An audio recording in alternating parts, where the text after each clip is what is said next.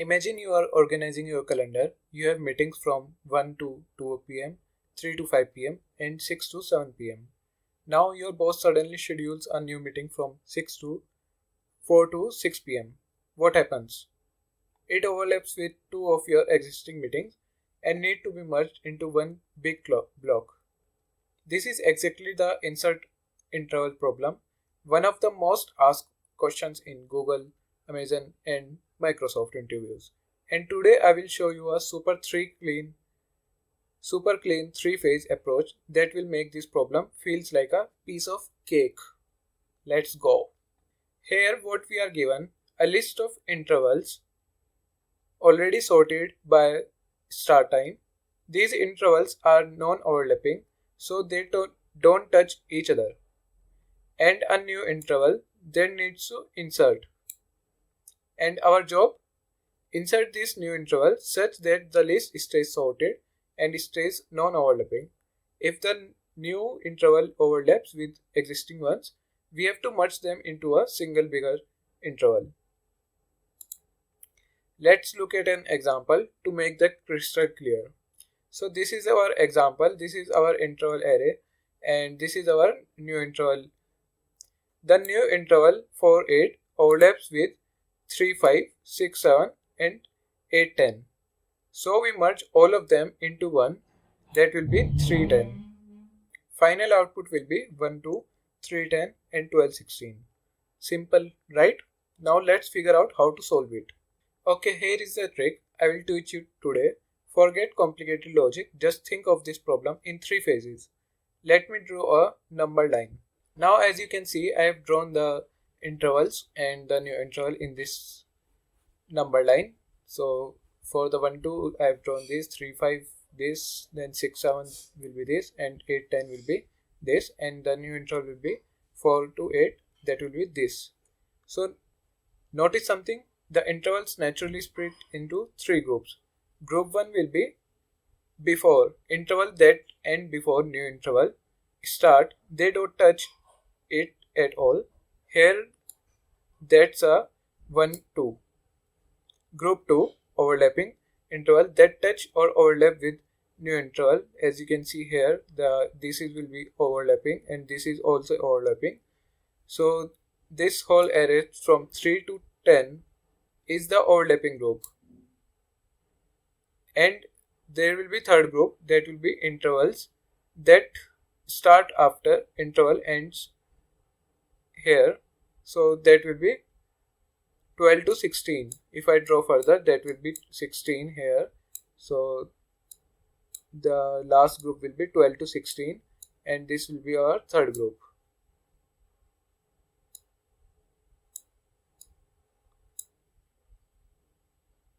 Now the beauty of this approach, group 1 will be, we don't touch them, just add them to the result as it is.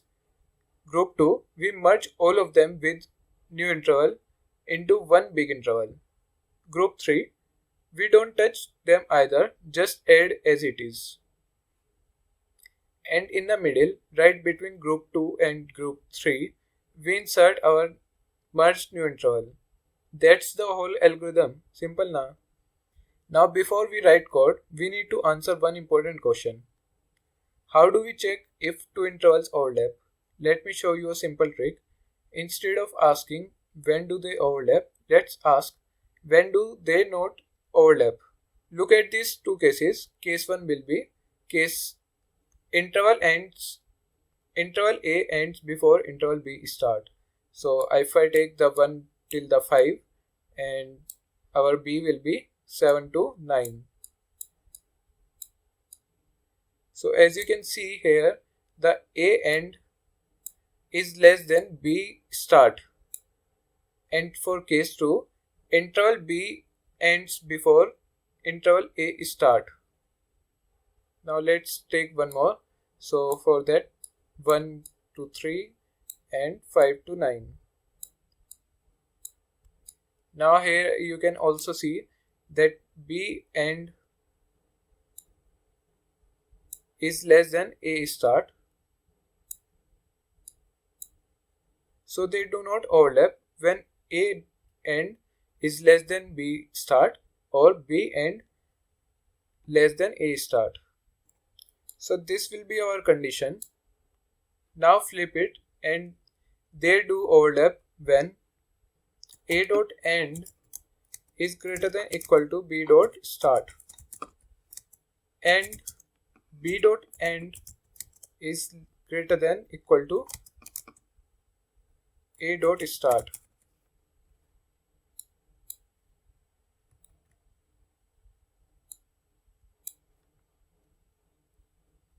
Remember this, it will come back in almost every interval problem. Let's code this up. I will use C++, but the logic is same in Python or Java. I have already written the program. First, I have taken a result vector in which we will store all the new intervals. Then we have taken the size of the intervals and I have initialized here the I as 0, as we have to start from as we have to start from 0 to n.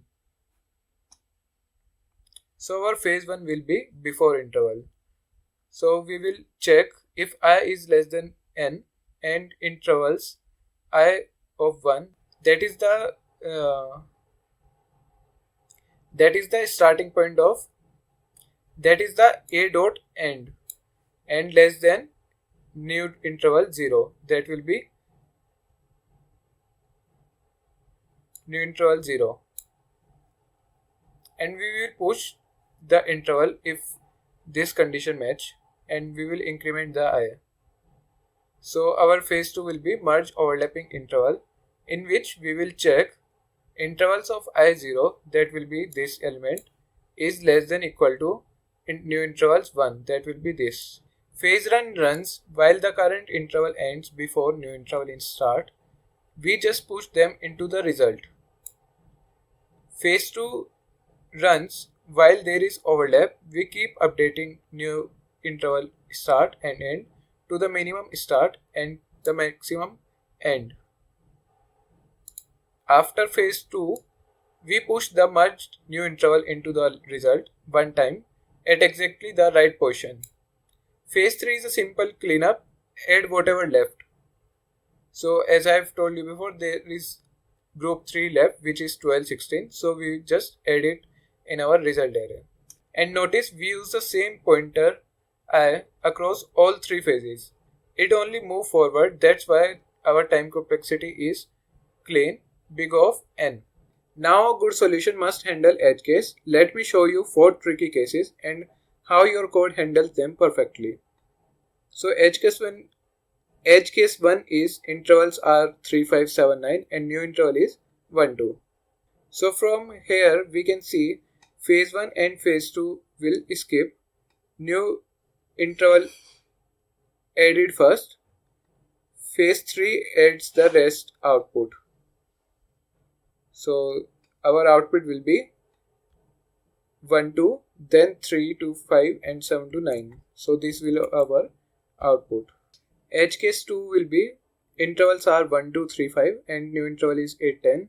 So in this 5 is less than 8 and every end element is less than 8.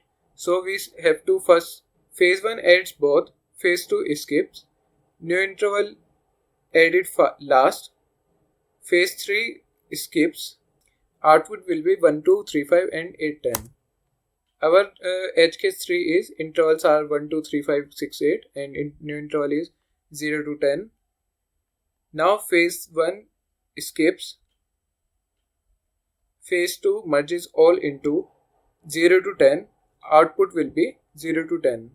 And our last edge case 4 will be intervals are empty and new interval is 5, 7. So we simply, all phases will be skipped, only new interval is added and output will be 5 to 7.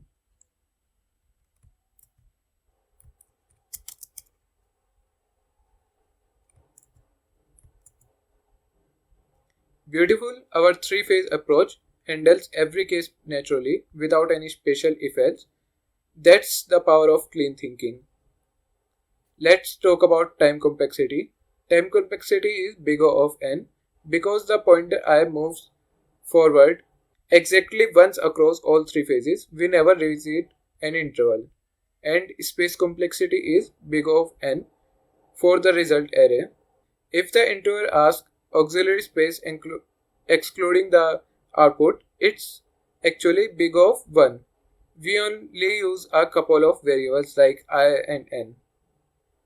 Mention this in our interview. Interviewer loves when you clarify space complexity like this. And that's how you solve insert interval in big of n time with a clean three-phase mental model. Remember, when you see an interval problem, ask yourself, can I split this into before overlap and after? Half the LeetCode problems on LeetCode melts away with this thinking. If this approach clicked for you, smash that like button, subscribe for the full blind 75 series, drop a comment, which interval problem should I cover next, merge interval, meeting rooms, let me know. See you in the next video, keep coding, stay consistent, peace.